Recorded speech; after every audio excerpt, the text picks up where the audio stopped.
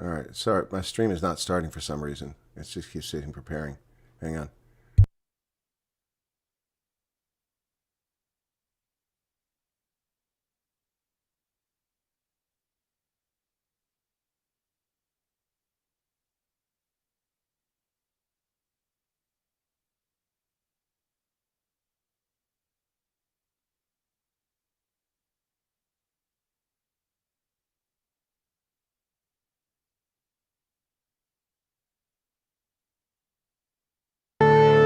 Marvin Divine.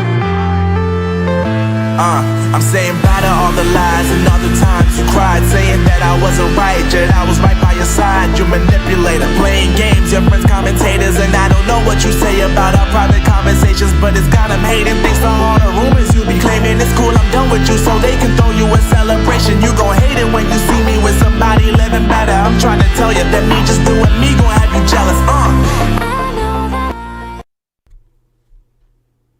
Hey folks, welcome back to the program. Apologies for that. YouTube not playing nice this morning with Firefox, and so it said it was preparing the stream. So I checked on my mobile, and in fact, it was live. So all the profanity you heard in the background, you didn't really hear. No, I'm just kidding. There was no profanity. Hey, I want to welcome my guest back today. It's none other than the guy who runs the Free Market Foundation, David Ansara. David, how's it going today? Yeah, it's going great, Chris. How are things on your side? Well, it's a little hectic on this side. Never mind, events in Iran and the Strait of Hormuz and Gaza and Ukraine and the Democrats shutting down Homeland Security while lone wolves and sleeper cells attack Americans and murder them left and right. We had a lieutenant colonel, combat aviator, who was murdered at Old Dominion University by one of these people we let in this country who never should have been here, naturalized citizen who was loyal to ISIS and not to America. Yeah, the world is a volatile place at the moment, but we still have a lot to be grateful for, and there's a lot worth fighting for as well. So I think what happens in the next year or months, I think, is going to determine a lot about the future of the world order and will greatly impact our lives.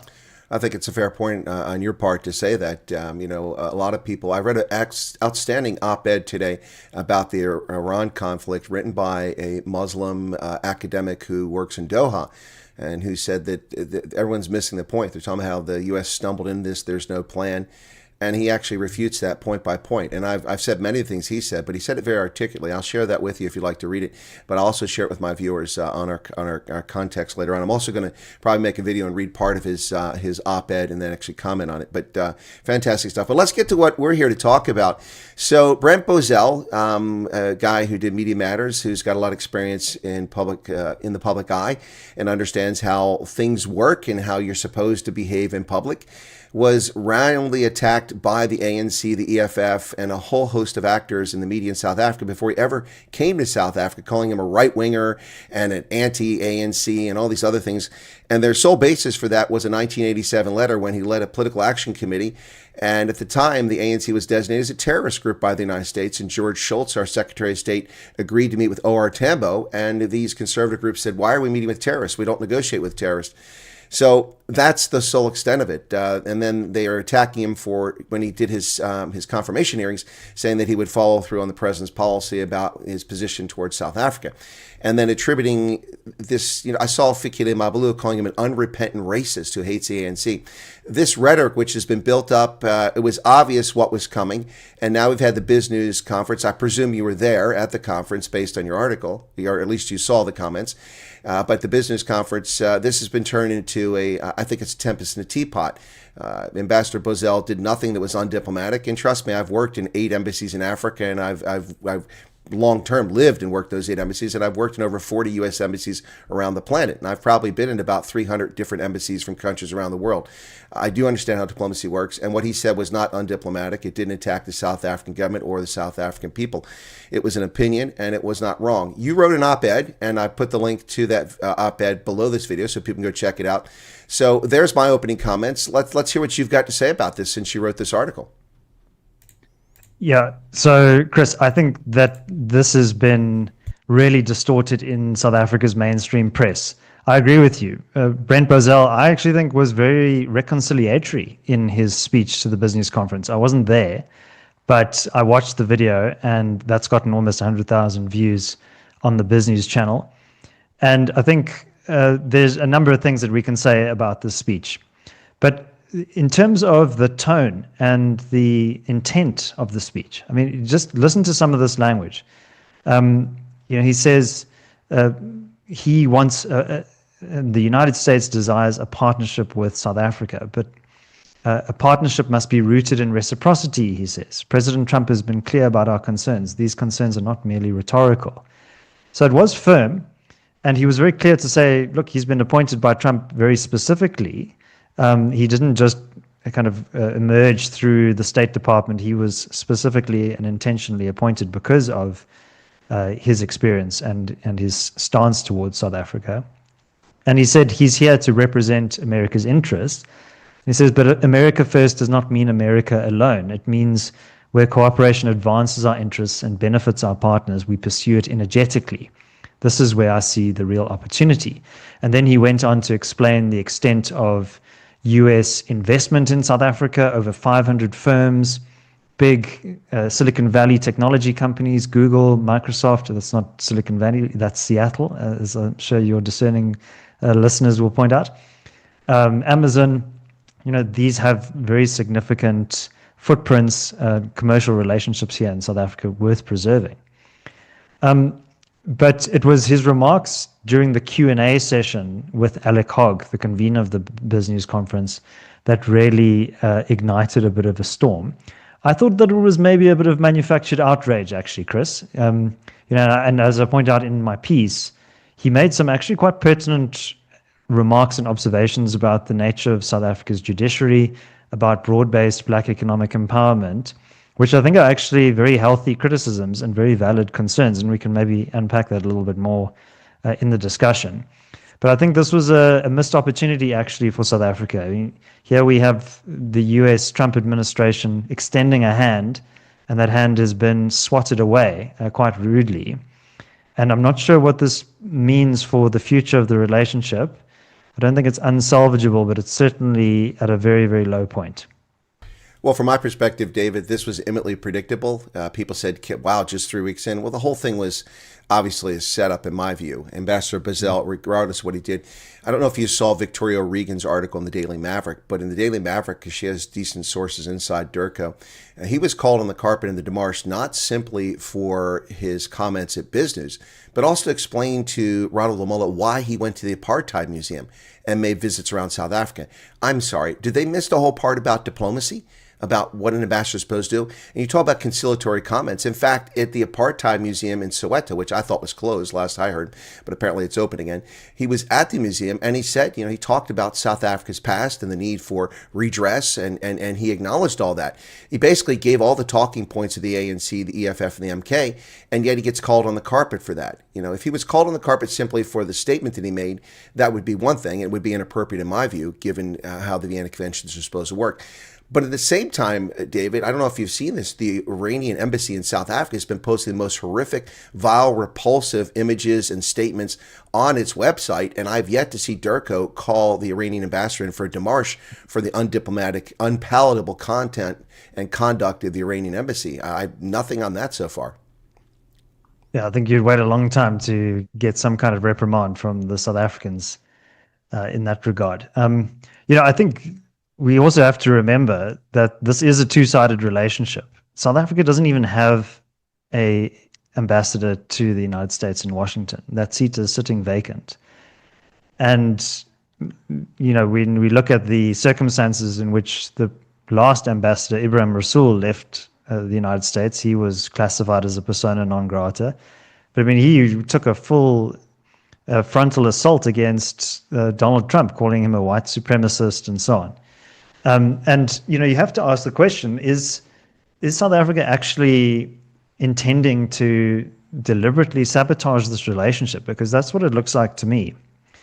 And I think it's noteworthy, as you say, that the South Africans were very quick out of the blocks. It was almost as if they were waiting to pounce on even the most kind of spurious comments. But Chris, if you don't mind indulging me, if we just go through some of the points that were made in that article. So what Ambassador Bozell said was, look, for over a year now, we've had very clear demands from the South Africans. Condemn the Kill the Boer chant as hate speech. And he said, and this was a controversial statement, he said, I don't care what South Africa's courts say, it is hate speech. Protect private property rights and provide compensation in the event of expropriation. Those 500 firms from the US that are invested here need to have certainty that their investments are going to be protected. And that benefits those firms, but also benefits South African investors. We always talk about foreign direct investment in South Africa, but actually we have huge untapped domestic capital that could be deployed if conditions were more favorable for investment. So that would help us as South Africans. That is directly in our interests. Exempting US firms from black economic empowerment. Let's be frank about BEE. It is elite enrichment. It is a patronage machine. It has nothing to do with genuine empowerment of poor, disadvantaged people in this country. It is the politicization of the economy, and it is part of the ANC's master strategy of the National Democratic Revolution. And cadre deployment is a feature, not a bug, of that system. And, so when you have a very explicit policy of capturing the levers of power, as the ANC wishes to do, and deploying politically affiliated, explicitly political appointees to positions of power, not just in government, but across parastatals, across the security apparatus, across civil society and the commercial sector. That is a very deliberate attempt to control and utilize political power to extract resources, but also to exercise influence and control over the whole of South Africa. It's really a totalizing, and you could even say a totalitarian objective. It sees no sphere of influence as exempt from its power. And this is not fear-mongering or conspiratorial thinking. This is an explicit policy objective of the ANC. And to some extent, the ANC's agenda has been frustrated by its poor electoral turnout, its internal capacity problems. But as we've seen with South Africa's foreign policy posture, the ANC is very firmly in control of the Department of International Relations and Cooperation. And so when Ambassador Bozell points out that maybe there's some questions around the independence of the courts or the bona fides or the intent of black economic empowerment, he's met with derision and disdain by a lot of media commentators in South Africa. But actually, he's onto something. He's making very perfectly valid observations about the nature of politics in South Africa. And I think South Africans should be getting behind that message. Well, on that point specifically, talking about the judiciary, as you say in your article, is one of the sacred cows. People like to pretend that it's independent and it's not corrupt and it's not influenced. But obviously that's untrue. There is no effort here to talk amongst these pundits in South Africa about how the courts change their mind and how they get things wrong. And they make decisions that are in violation of the Constitution. For instance, Kill the Boer was declared hate speech 20 years ago by the Constitutional Court. And then more recently, AfriForum did win its case, and everyone's walking around like saying it's perfectly fine to say it. But it has previously been declared unconstitutional hate speech in the past. In addition to that... Not only that, Chris. Yeah. When AfriForum lost their case, and the Free Market Foundation's Rule of Law Project was actually an amicus curiae, a friend of the court in that matter, at the Supreme Court of Appeal, they lost. And so at the High Court, sitting as the Equality Court, and then at the Supreme Court of Appeal, that was a couple of years ago, 2023. Then the Constitutional Court basically refused to hear that case on appeal. Right? And whatever you think about hate speech legislation, I think there are significant problems with it. It can be often weaponized against political opponents. It can be used in a very discretionary way. But the fact that the Constitutional Court didn't even deem to hear the case, I think that's quite extraordinary. They didn't reject the case; they refused to hear it. That raises, I think, some very difficult and uncomfortable conversations that need to be had about the integrity of the courts.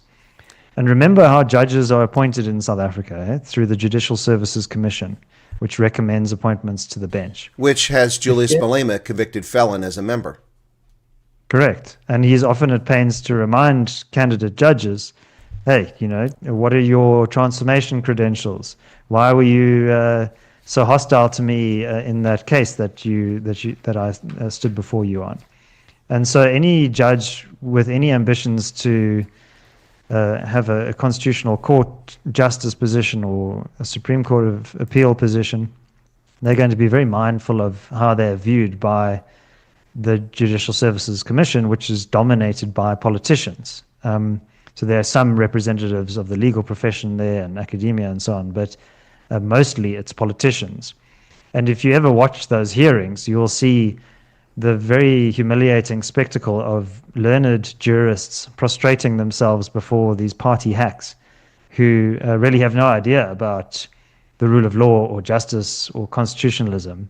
They're just there to basically amplify their party's agenda. And so that has a corrupting effect on the courts. And even if a judge might think he's independent, he will always have that in the back of his mind. Like, I need to stay on side with the political establishment. So in South Africa, we have a constitutional democracy and we have a formal separation of powers. If you had to do politics 101, you'd learn about the trias politica, the executive, the legislature, and the judiciary kind of acting as a check and a balance on one another. But in many ways, we have a division of power, but not a genuine separation of power. And this is the point that I was wanting to make in the article. And, very seldom do you see the courts actively go against the core tenets of the state's ideological agenda. So you might have instances where there's an administrative issue or an issue around corruption, like remember Mogoeng and Jacob Zuma. So there are some instances in which the courts will push back against the executive. But even then, Zuma at that stage was on the wrong side of the political elite. So challenging things like expropriation, BEE, those kind of fundamental tenets of the ANC's ideological agenda, it's very rare that you would see the courts actually doing that.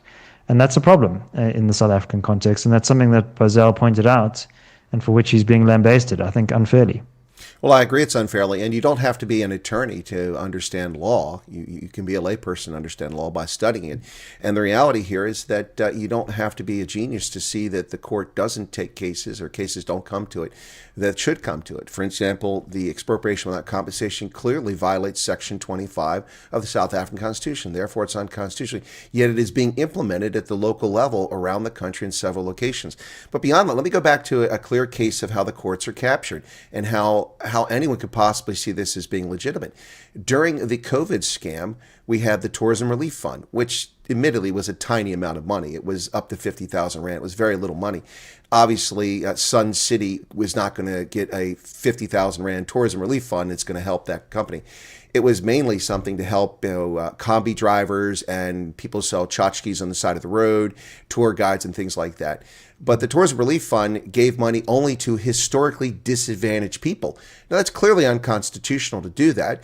And the North Gauteng High Court said that that was, in fact, legitimate. And so it went to the Supreme Court of Appeal, where it was overturned, or to the Constitutional Court, I don't recall which. But that was months later after all the funds were drained and there was no money left. So anybody who wasn't black couldn't get anything from that. And thousands of restaurants and businesses went bankrupt, not because they didn't get the relief fund, but they went bankrupt while the government was busy perpetuating black supremacy and black entitlement. And that clearly is unconstitutional under South Africa's constitution. And I remind my viewers that this is a constitution promulgated, written, drafted, and enacted by a majority black government in 1997 after it was written in 96, not by the apartheid government. So this is considered the most liberal constitution in the world. But the problem is that the law doesn't keep up with the Constitution. The government does what it wants, David. Yeah, thanks for reminding me of that case, Chris. I think that's a good example. Look, I think I don't want to be overly simplistic. I think the courts are still a very important domain of political contestation and pushing back against adverse policies, which is why our Rule of Law project still engages in this important public interest litigation work. And you mentioned the Expropriation Act. We will be joining litigation against the Expropriation Act later this year, again, as a friend of the court. But I think these comments from Brent Bozell have elicited this strong reaction, like, how dare you criticize and question the independence of the courts? And I think that I would welcome that vigorous defense of judicial independence, but I would say channel that in the right direction. Don't blame the messenger. Don't, he's just pointing out that the emperor has no clothes. And sometimes that's an awkward thing to have your most cherished beliefs questioned, but sometimes it's an appropriate point to indulge in a bit of introspection and say, okay, well, if we value judicial independence, how can we preserve that and make it better? And you can do that by cherishing that sacred principle of the rule of law, equality at law. Section 9 of the Constitution, I believe, is the Equality Clause. And, Section 1 is non-racialism. And South Africans must be equal before the law, and we should evenly and fairly and judiciously apply the law to all South Africans, not selectively and because of political reasons. So that's what I have to say about that, Chris.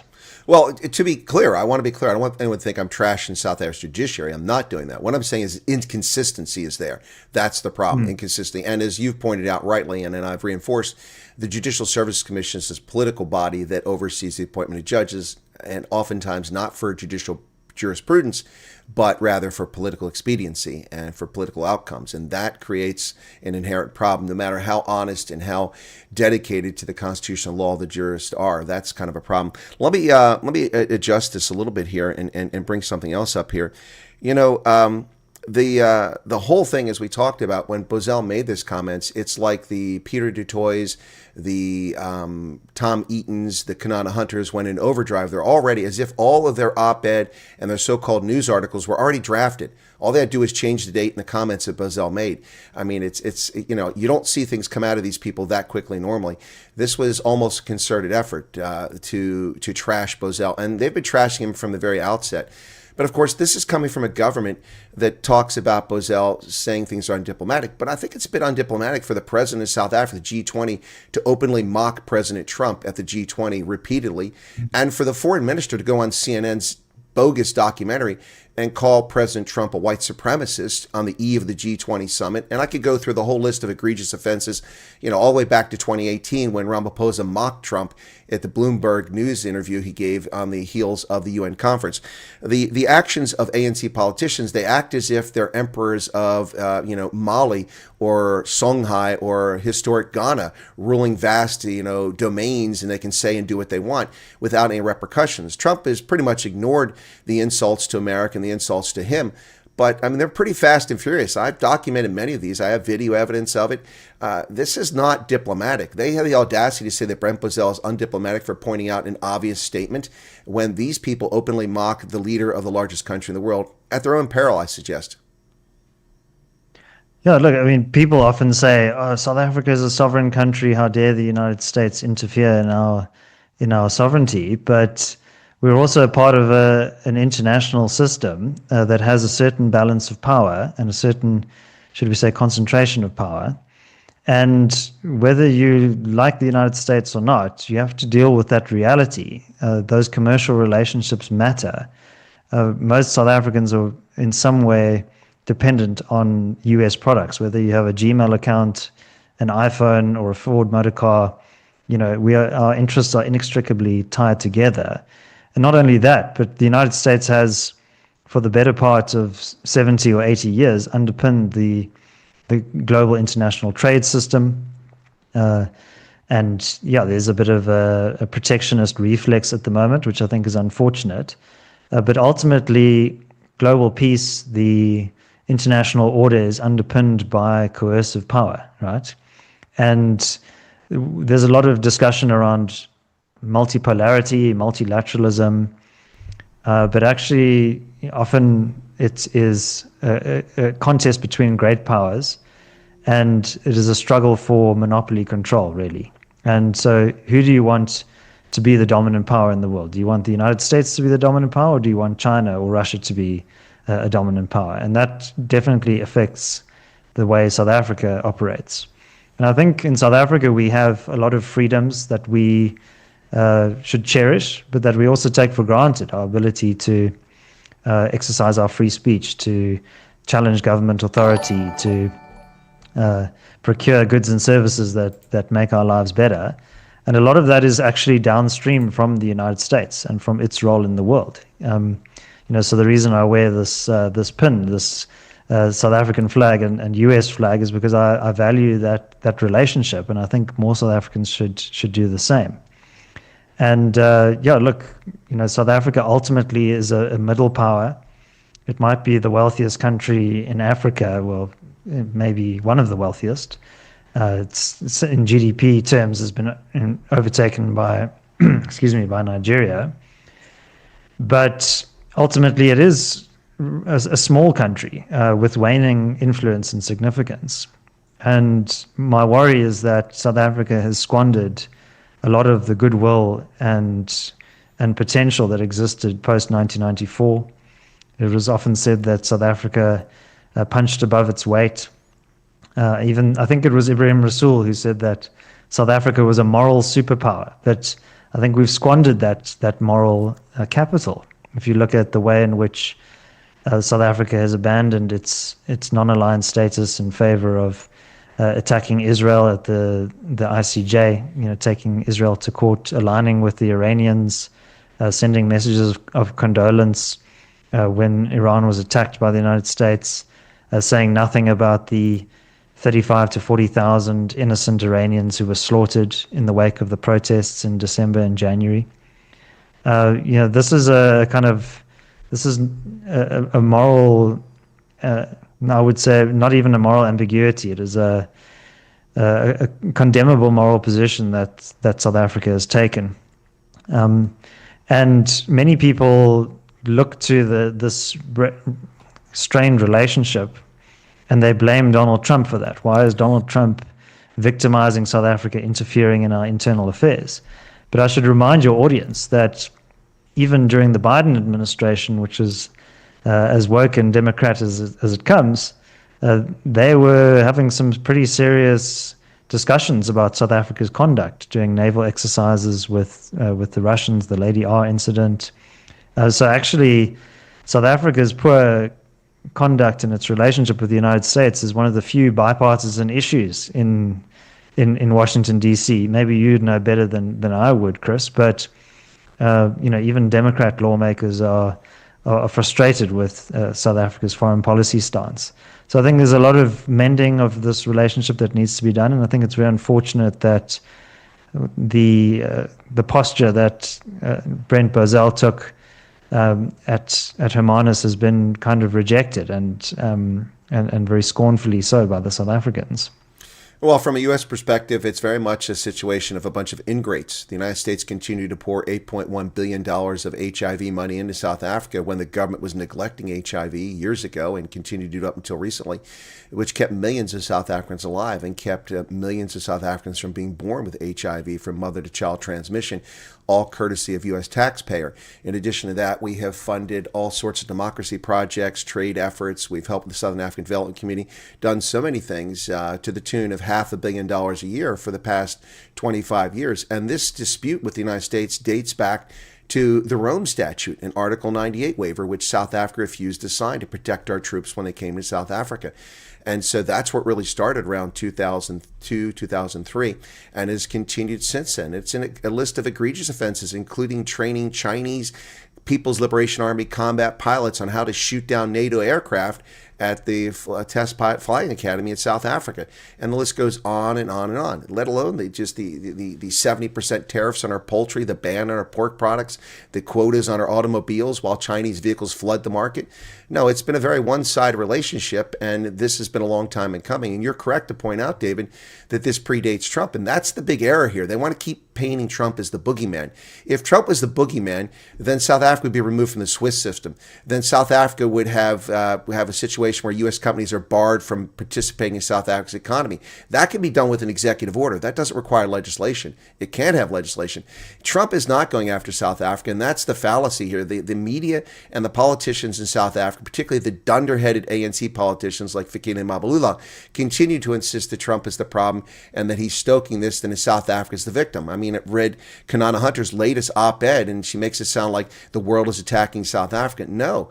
South Africa is punching well below its weight on the global stage because of its friends. And here's the thing, David. Trump is taking all their friends off the board. Venezuela, Nicolas Maduro is gone. That relationship is severed. Cuba is gone. Iran is in the process of being degraded as a friend of the ANC. That leaves Brazil, Russia, and China. Not exactly paragons of democracy and freedom on the global stage and economic development. I mean, Russia's economy is a rounding error. Google is probably bigger than Russia's entire economy. I'm not exaggerating much here. So, if the only player that's in this that actually matters, the only reason Russia matters is because they've got nuclear weapons. But the only player that actually matters economically and politically and has the heft is China. And that's a country that illegally occupies Tibet. They conquered and stole land, and the South African government talks about morality and about self-determination and rights of people in Gaza. Yet the Chinese stole Tibet, and there's no complaints from the South African government. And they imprison Uyghurs and harvest their organs. And anyway, I could go on for hours, but let me stop there and let you jump in. Yeah, when I was a student, I spent about 3 months in India, and I went up to Himachal Pradesh and Dharamsala, which is where the Tibetan government in exile is. And I actually saw the Dalai Lama giving a speech there. It was the anniversary of his Nobel Peace Prize.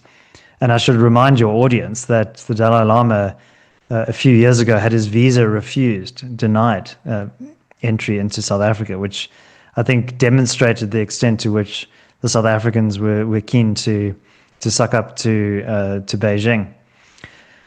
So I think China is really, at the heart of what's happening in this contest for the global international order. Well, David, let me interrupt you for a second there. Sorry, but the Dalai Lama was not denied once; he was denied twice. He was denied a visa to come to South Africa for, of all things, an anti-racism conference. They denied him a visa for that. Then the ANC denied him a visa to attend the 80th birthday party of his dear friend, Archbishop Desmond Tutu. So twice they denied the Dalai Lama. I mean, seriously, denying the Dalai Lama a visa? I mean, what does that say about your government? This is also a government that shielded a genocidaire from East Africa and Central Africa on their borders. They let Bashir come there, and then they threatened they were going to leave the ICC because the ICC was overreaching. But the ICC had a warrant for Bashir's arrest, and the South African government chose to ignore it. Anyway, so sorry, I had to interrupt with that. That's important. So something that I think is very interesting that's coming out of this is the extent to which civil society groups, business organizations, and individuals who care about this relationship between South Africa and the United States are actually taking the initiative themselves to engage in what I term non-state diplomacy. So you may recall the three musketeers, Gerard Papenfuss, who were the other two? It was Corne Mulder from the Freedom Front Plus, and then Theo de Jager of SAI. Midway through last year, they sent a delegation to the United States to engage with the State Department and with the White House. That's actually where some of that list of demands came from via them. And I think, as you pointed out recently on an interview on Biz News, Chris, Mr. Ramaphosa refused to even meet with Corne Mulder after his return from Washington. And, here's a party that's formerly part of the GNU and really just kind of given the cold shoulder or treated with indifference by the president, which I think, again, is just another indicator of the lack of seriousness with which this relationship is treated, or perhaps a deliberate intent to jeopardize that relationship. So non-state diplomacy. We've had AfriForum, Solidarity, Sakeliga, other organizations spending a lot of time in DC engaging with public officials and trying to salvage this relationship. So, I think something like AGOA, for example, which is renewed on a regular basis, that recent renewal of a year was really organized and negotiated by the Solidarity delegation, if I'm not mistaken, and AfriForum, because their members, there's a lot of agricultural interests that would be affected by that. And so DIRCO, or the DTIC, Department of Trade, Industry and Competition, have really been unwilling or unable to really cement that important partnership.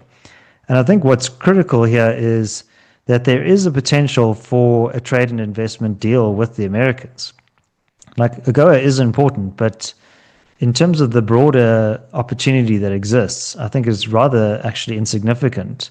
South Africa has an abundance of rare earths and natural minerals. We have 90% of the world's platinum. We have uranium, which is very critical these days. An abundance of coal, natural gas, all of which would be extremely useful to the Americans, and also could generate an abundance of opportunity and wealth for this country. And so there's a huge opportunity cost to this. It's not just a kind of a personality clash and between Donald Trump and Mr. Ramaphosa. Ordinary South Africans are bearing the brunt of this breakdown of this relationship. And so in that context, it is incumbent upon groups that care about nurturing this relationship to actually not wait for permission and engage in this form of non-state diplomacy, which I'm advocating for. Well, the non-state diplomacy you talk about even goes beyond that. COSATU's even come to the States, and they were among the first to discover the reality that their historical friends of the Democratic Party were aghast at what was happening in South Africa.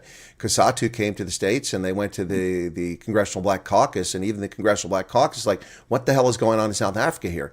This is during the Biden administration, so they were a bit shocked to see that. But that non-state effort has been going on by a number of actors, and I understand and appreciate where it's coming from, but it's necessary. There's no ambassador in Washington. There's no charge in Los Angeles. I mean, what's going on here with the South African government? This is, in my view, either the greatest incompetence ever, or more likely a deliberate attempt to poison this relationship. And it's all part of an effort, and I believe it was done on behalf of others, because the ANC has no money. It's bankrupt. It can't pay its bills, can't pay its staff, and it's just really bereft of any ideological heft whatsoever. And I believe this is being done at the behest of others. I don't have evidence of that, but clearly they're making decisions against the interests of South Africans. Let's just talk briefly about AGOA. First off, South Africa is not even eligible for AGOA. The mere introduction of the Expropriation Without Compensation Act in 2018 in Parliament negated South Africa's participation. A key component of participation in the Africa Growth and Opportunity Act is respect for private property rights. That must be adhered to. And if it's not, you are not eligible. They should have been removed in 2018. They were not. That was generous to the United States, because that's a trade relationship of over $3 billion per year, the majority of which, well, all of that trade benefits South Africa. That's $3 billion of duty-free access to the market. Now, that relationship between the U.S. and South Africa, despite tariffs last year, reached another high of $23 billion, two-way trade, which had nearly $8 billion trade surplus for South Africa. This is a very one-sided relationship that South Africa ought to crave.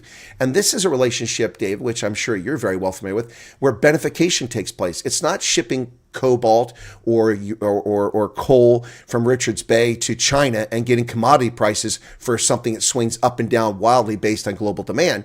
This is for products that the raw materials are sourced in South Africa, they're transported in South Africa, they're fabricated into something else, manufactured, added to something like an automobile parts, and then shipped to the United States, where the entire value chain is inherent in South Africa, something most of Africa doesn't have.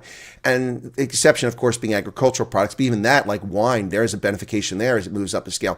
But the point here is that this is a trade relationship that is essential to South Africa. And as you mentioned, millions of South Africans are now suffering because this thing has fallen apart. And it's fallen apart because of the intentional efforts of the South African government. They continue to lie to the public and claim that they have a trade representative. They do not have a designated trade representative. They do not have an ambassador. There is no trade delegation in Washington.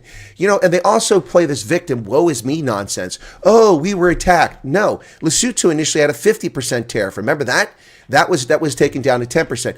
Switzerland had a 39% tariff. Switzerland, who's upset with the Swiss?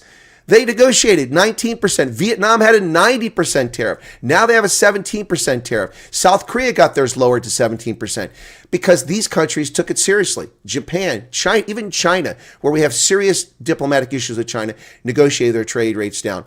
But South Africa has made no effort whatsoever. They sit back and say, well, it's on the Americans. That is petty and juvenile, and it shows a lack of maturity in that government, in my view. And this is one of the reasons why South Africa's, I'm sorry, David, but it's swirling around the toilet bowl right now. Yeah, that's an ominous metaphor, Chris, but I fear that you're right.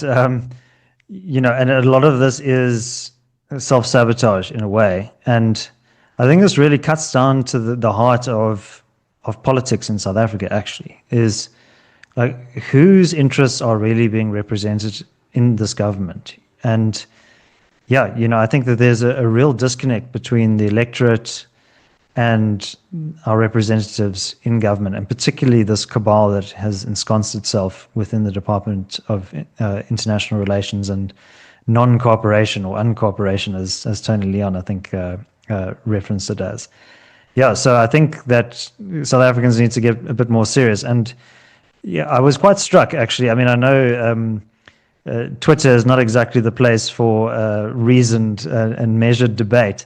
But when I posted this article on my X account, which by all measures is probably a very boring account, it's not the place where I engage in lots of fights and things like that. But it really exploded, and the amount of kind of venom and vitriol, like, oh, Bozell must go back to America, and you know, you're just defending white privilege, and you know, how dare you attack the Constitution? You know, I think that kind of shallow, reflexive kind of response is actually going to harm our interests very much. And particularly people in the business community, I think, need to take a long, hard look at this. And you can be a patriotic South African and you can be passionate about defending our sovereignty, but you also have to realize that we're acting in a very competitive world, and the currency of that world is power. And the arithmetic of power is not on our side. And we need to box smart. We need to make friends with the Americans. We can also, you know, have our impartial stance. You look at a country like India. They've been able to balance lots of different competing interests. They're a member of BRICS. Narendra Modi, the Prime Minister, was in Israel just before this war broke out, signing joint declarations and bilateral trade agreements, and statements of intent were issued. You know, so he's acting in the interests of his country, and that's also a messy, dynamic country. But that kind of posture, I think, is what we need in South Africa. We can be realist, we can be hard-nosed, but we also need to understand that there's certain fights that you can't pick because you will lose them. Well, that's a very good example. India. Modi is very popular throughout the world because of his balanced position, and I'm not advocating for or against India. I'm just stating what I think is obvious, and you point out. And not only that, but India's relationship, its rapprochement with the West began in the early part of this millennium, as they recognized in order to grow their economy, they're going to have to go beyond just the non-aligned world. And so George Bush signed a nuclear agreement and helped them develop their nuclear industry for civilian purposes, for power, because India has a massive need for power. And so it started there, and it's really grown since then. Modi has been a very effective prime minister for that country at balancing those competing requirements. You know, it is interesting here, though, that you talk about X, and that is obviously the cesspool of the world, to say the least. I mean, you get the most emotional nonsense on there whatsoever. It's almost as if there's almost no adults on that site. But it does serve a useful purpose, and it has a great place to pick up breaking news as it unfolds. You know, a mass shooting or an explosion or a plane crash, there's always someone with a camera, and they put it on X. But beyond that, it really doesn't serve much purpose. But what's disturbing, I think, David, is not that you see it on X. That's expected. You know, the vitriol, the juvenile comments, the lack of self-awareness. You know, for instance, me pointing out no objectivity here. Okay, well, the courts determined that Kill the Boer was hate speech 20 years ago. What changed? Why is it okay now when it wasn't okay then? And oh, by the way, why weren't all the people who sang the song between that determination and when it was changed prosecuted for committing a crime, like Julius Malema and Jacob Zuma? They weren't. I mean, that's a fair question. But the lack of self-awareness. But what disturbs me, David, is that this juvenile behavior, these insults, come from senior ANC politicians, Gwede Mantashe, Fikile Mabalula, Naledi Pandor, while she was still busy floating around congratulating terrorists for the murder of 1,200 civilians. And it's Ronald Lamola, and even Cyril Ramaphosa himself. And these are the architects of disinformation. You know, we heard Ramaphosa in his interview with John Elegant of the New York Times claim that Trump's Afrikaner policy is racist. Trump doesn't have an Afrikaner policy. That's disinformation. Since February 10th of 2025, the U.S. Embassy website has clearly stated that people eligible for the refugee program are Afrikaner ethnicity or racial minorities suffering from unjust racial persecution. And I have interviewed coloreds, Indians, and even black South Africans who've come to America under this refugee program, yet Cyril Ramaphosa goes in the New York Times and calls it the Afrikaner policy and calls it racist. This is not helpful. This is juvenile behavior. And this is, when you talk about undiplomatic, that's undiplomatic. If Cyril Ramaphosa was asked a question, I was Cyril Ramaphosa, I would say that we disagree with President Trump's decision to create a refugee program for South Africans. We have our own challenges here at home. We're addressing them. But our Constitution protects everyone's rights. Done and dusted. Now, that's a lie, but at least that's it, an honest effort. That's diplomatic. But what Ramaphosa and all these senior politicians do is stoke the fire and intentionally try to annoy the United States. But quite frankly, South Africa doesn't matter. We're not losing any sleep over this. Sorry. I love South Africa. That's not a personal opinion. I'm just saying, politically. Yeah. And look, most of those people in those communities, in the Afrikaans community, with respect to those who have taken up the refugee offer, I think most of Afrikaners want to live in South Africa. They don't want to leave the land of their birth, the land of their ancestors for several hundred years in multiple generations. But I think a lot of people are desperate and they're looking for opportunity. So just on the kill the Boer matter, I think it's very important to stress that what the Americans are seeking is a condemnation of the song, not a banning of it, not even classifying it as hate speech. It's an easy win. It's an easy win. Yeah. So when Mr. Ramaphosa was in the Oval Office of the White House last May, he was very at pains to say, when Donald Trump said dim the lights and they showed the reel of Malema singing this hateful song to tens of thousands of cheering supporters, he was careful to say, oh, look, this isn't us. They're not part of the government. And John Steenhuisen said, we banded together to keep these bad guys out of the government. Fair enough. But, he stopped short of actually condemning it. He could just say, this is not government policy. We fundamentally reject this as a targeted, hateful rhetoric against a minority group in South Africa, and we reject it. That's all he had to say. And we're often told that the government of national unity is this opportunity for kind of the rainbow nationalism to reassert itself and unity in our diversity and so on. But that's really not matched by the political rhetoric that we're hearing from senior politicians in this country. So, I think if we're serious about the U in GNU, I think we need to be acting a lot more boldly. And it's the same with farm attacks as well, treating those as a priority crime. That really would come with very little political capital expended. There are many crimes in South Africa or crime categories that are treated in a special way, whether it's rhino poaching or infrastructure sabotage, things like that. So I think that is not an appeal for special pleading or special treatment. That's just, I think, a sensible thing to do, and would be a way to really demonstrate that South Africa is serious about creating a home, a country for all who live in it. So I think this is a precarious position. We must do a lot of introspection here about how it is that we've come to this point, and start urgently trying to reset and mend this relationship. No, 100%. And that's what needs to be done. And as you said, some civil society actors are trying to do that, but the government's completely ignoring them and disregarding them. As I said, the South African government does it at its own peril. I mean, there's no gain here. I mean, they've trashed a trade relationship that is wildly in the favor of South Africa and South Africans, and hundreds of thousands of South Africans rely on that. You know, one of the things that's overlooked here is there are tens of thousands of South Africans, if not over 100,000, who work for American firms remotely in South Africa. Trump could end that overnight, but he hasn't done that. That would cripple the economy. Those people pay taxes in South Africa. They consume in the economy. If they lost their jobs, it would be devastating.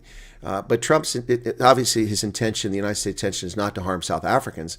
And that's why I believe little action has been taken thus far. But as the dominoes fall across the globe, eventually there will be a reckoning. And if the behavior like this continues with the South African government, it's not going to be good. Look, I mean, you know, the ANC seems to think it has great friends, but what has China done to help South Africa in the midst of this? Is China shipping oil to South Africa, which is about to run out of fuel? Petrol line's going to look like 1973 very soon in South Africa, the way things are going. They're not doing anything. Has Venezuela stepped up? No. These friends are off the board. And look at how unreliable China and Russia have been as friends. When Nicolas Maduro was extradited from Venezuela, the vaulted Russian air defense systems were blind. They were ineffective. The United States shut them down completely. The Chinese weapon systems didn't work. And the same thing in Iran. The same thing is happening there. These things that the Chinese and Russians claim are so great, and neither one of them intervened or said anything of any substance about Venezuela or Iran at this stage. Iran is on its own. It has no friends except for South Africa. Well, the ANC, I should say, not South Africa. It's really short-sighted foreign policy, and it makes no sense whatsoever. You know, it's funny, David, because America gets attacked for supporting the National Party and apartheid, and it gets attacked for not doing anything about ending apartheid. And at the same token, we get attacked for putting sanctions on South Africa and contributing to the end of apartheid. But the real reason apartheid ended had nothing to do with sanctions. The reality is it had everything to do with the end of the Cold War.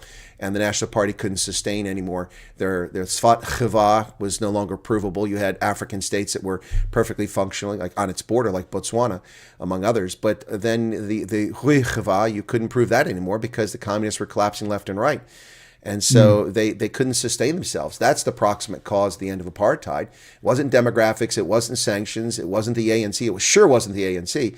It was the end of the Cold War and the end of the East Bloc and the support. So it's very frustrating for me to see this short-sighted foreign policy from the South African government. And I don't see any change in direction coming anytime soon.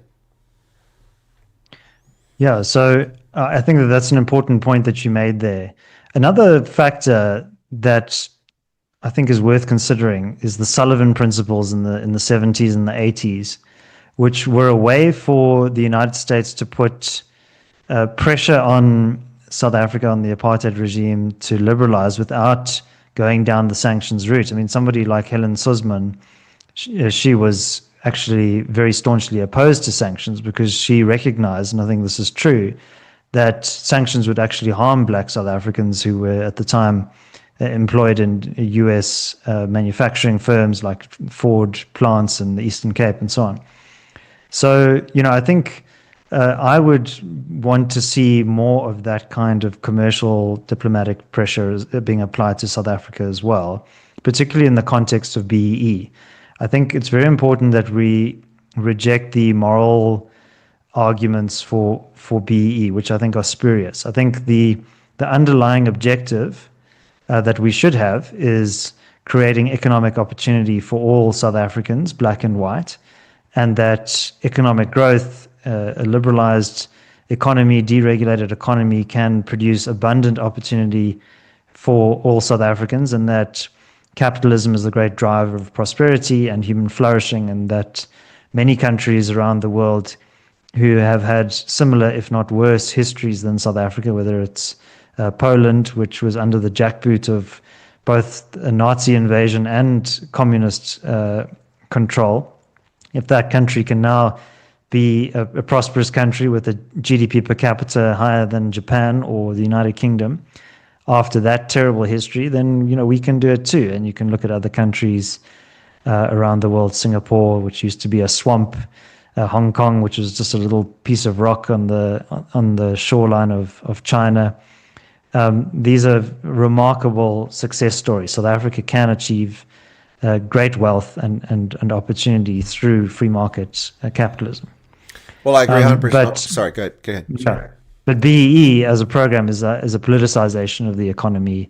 It's a way of enriching politically connected cadres, and it uses this moral valence of transformation of racial inclusion and empowerment to drive this very kind of narrow financial and political agenda.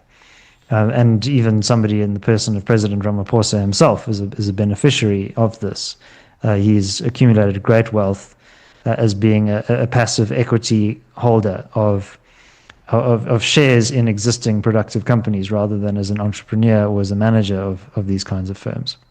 And so the inequality that we still see in South Africa today is a feature of this system. It's not an aberration or a symptom of the kind of persisting racial exclusion as people like to make it out to be. It's because we have a highly corporatist system with embedded monopoly interests that use regulatory power against their competitors, and which perpetuates a lot of the kind of static economic conditions that we find ourselves in. So we need to kind of break that, and that's part of the kind of elite compact that exists in South Africa, and I think that's very much worth disrupting.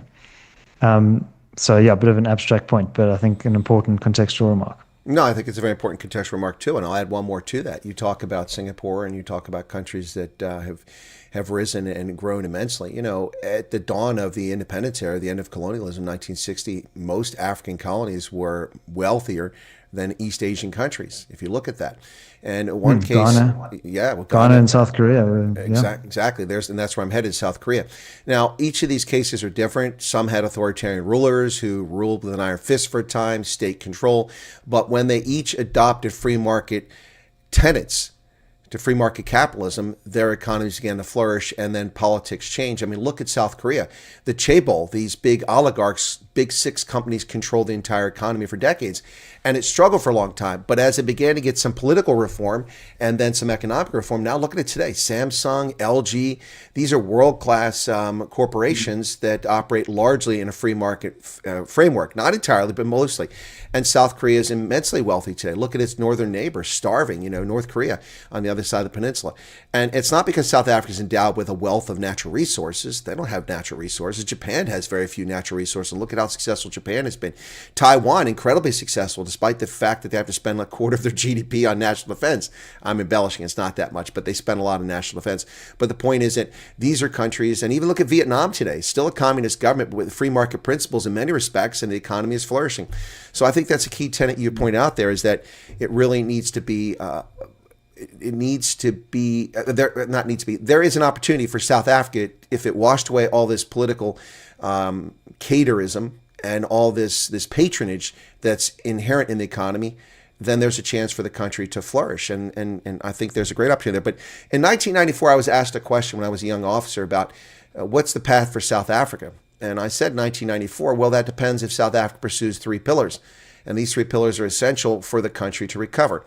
I said you have two generations of South Africans, many, I'm talking about black South Africans primarily, but also coloreds and others, who have poor or no education because the way they protested the system is they simply didn't go to school. They refused to learn Afrikaans. They wouldn't go to school. And you have a lot of uneducated South Africans who lack technical skills and literacy. And I said, one focus must be education, and it must be on proper education, not rote memorization, but actual teaching kids to think and engage. But that hasn't happened. Despite the fact that the biggest single expenditure in the South African budget is education, the outcomes are worse today than they were under apartheid. Education, security.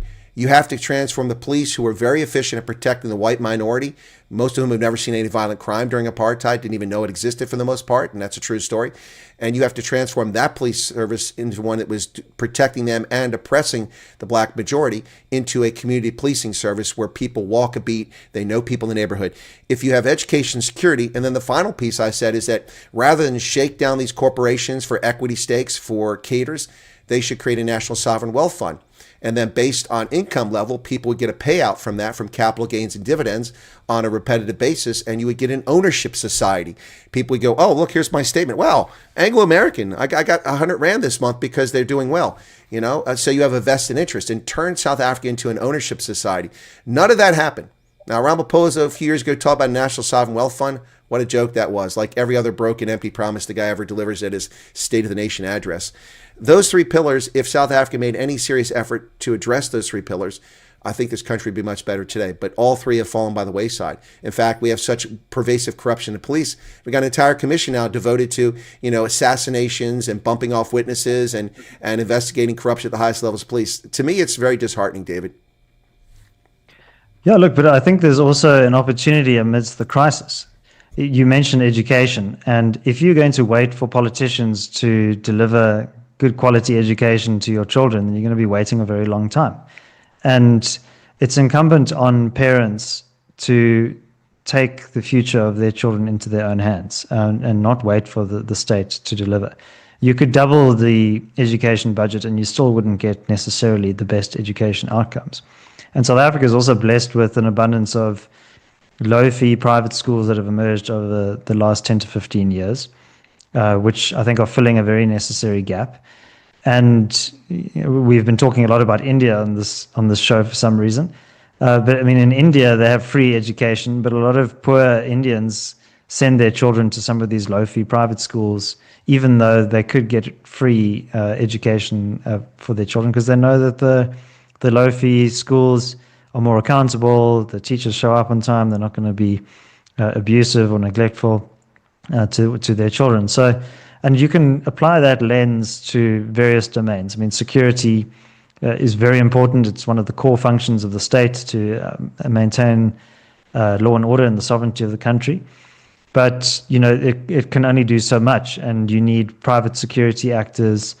Sorry, my video's gone. Your camera died. You said it was going to happen. Yeah, I'm surprised it lasted that long. So South Africans need to explore private security initiatives. It's not just something for the wealthy in the suburbs, but actually, if you need to secure your neighborhood, your personal security, you need a proliferation of private arms. You need neighborhood watches. You need community security initiatives to really take effect. And often, and this is the crucial part, the state doesn't want you to actually do that. They want to have a monopoly of control over those things. And so there's actually a space for vigorous contestation, for actually acquiring power in a permissionless way, like what we were talking about with the non-state diplomacy. And that's really, I think, where South Africans can secure their future. And so I'm still bullish about the future of South Africa. I'm not bullish about the future of the government, though.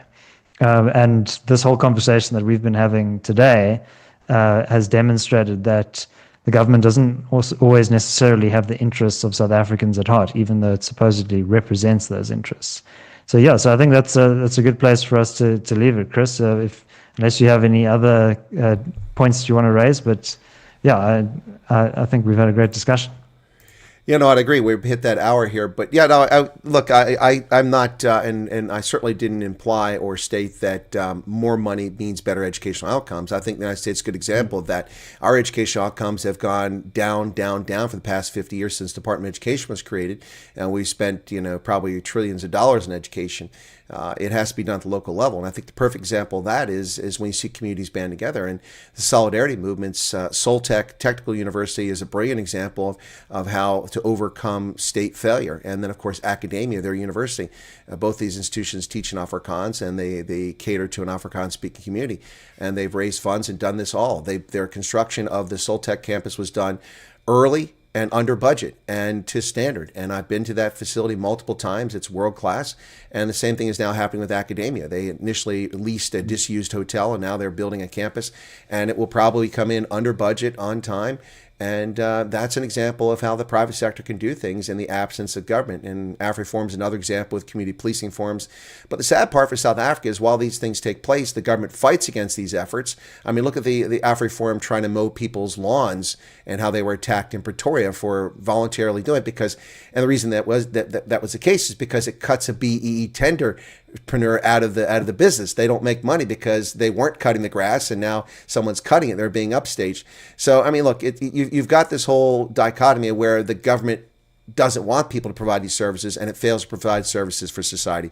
But hey, look, every government's like that. We can pick on South Africa's government, but my government lets me down on many occasions too. In fact, the road that's outside my housing development here looks like Mogadishu with the potholes. I mean, I've seen shallower potholes in Port Elizabeth. Down. Yeah, I've seen shallower potholes in Port Elizabeth than I've seen on my road just up here because the township has ignored it while they've gone pell-mell into letting new developments of multi-family housing being built and single-family dwellings clogging up our roads and not maintaining our roads because they see dollar signs. So look, it's governments are like that the world over.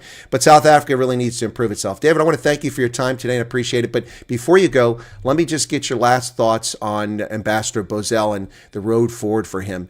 Do you think this is going to affect his term, or is he probably going to wear a muzzle now and be more circumspect about what he does? Will he retreat to Hatfield and stay inside the embassy, which would be foolhardy as an ambassador?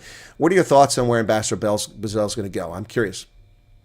Well, look, I can't predict what he's going to do or say, but I think maybe he will be around for a while longer yet. And I think if the South African government is hoping that he will just kind of quietly slink off into a corner, I think they're probably going to be disappointed. So, but yeah, I think we should welcome his remarks, treat them as constructive criticism, and use this as an opportunity to rebuild and repair this important relationship. Well, that's fantastic closing. Thank you very much for that. David Ansara, the Chief Executive Officer of the Free Market Foundation of South Africa. David, it's a pleasure to have you back on again, and we'll chat again soon. And thanks for all that you do covering the very important events here in South Africa. We really appreciate it, Chris. It's my pleasure. All right, folks, that's David. I'll let him drop off, and then I'll wrap up this stream, and I'll give you a little preview of what's coming up in the news here shortly. Okay, there you go. He found his way out. All right, so we've got the news coming up at noon Eastern Standard Time, which will be, why is this? Okay, there we go. I could get rid of that. I had a little box over, a text box wouldn't go away. We'll be up at noon Eastern Standard Time, 6 p.m. South African time with the news, about an hour and 20 minutes from now. So you can be redirected to that video if you want to walk away from your computer or your phone for a while. It'll take you there, okay? Yeah, feel free to subscribe to the program if you haven't done already. I suspect most people subscribe to the program. Certainly everyone chatting is subscribed, otherwise you wouldn't be chatting. Anyway, thank you all so much. My thanks to my guest, David Ansara, and for his op-ed. You can read the op-ed. There's a link to it below the video. You can check that out. And very insightful commentary from David. I appreciate it. There were some negative comments over here. I would encourage people to actually listen to what was said. You're not hearing what was said. For instance, he talked about South Africa as free speech. Now, he's not saying that you can say what you want in South Africa. What he's saying is the Constitution guarantees free speech. We all know that speech in South Africa is not necessarily free. Just dare utter the K word and see what happens to you. Unless, of course, you happen to be, nota boloya, then you can say what you want. But if you're a white South African, don't even tread there. Anyway, so there's no equal justice before the law. That's the problem. All right, folks, that's going to do it for this. Thanks for being here. Be sure to hit the like button if you haven't done already. And once again, my thanks to my guest, David Ansara, the Chief Executive Officer of the Free Market Foundation in South Africa. Cheers, everybody.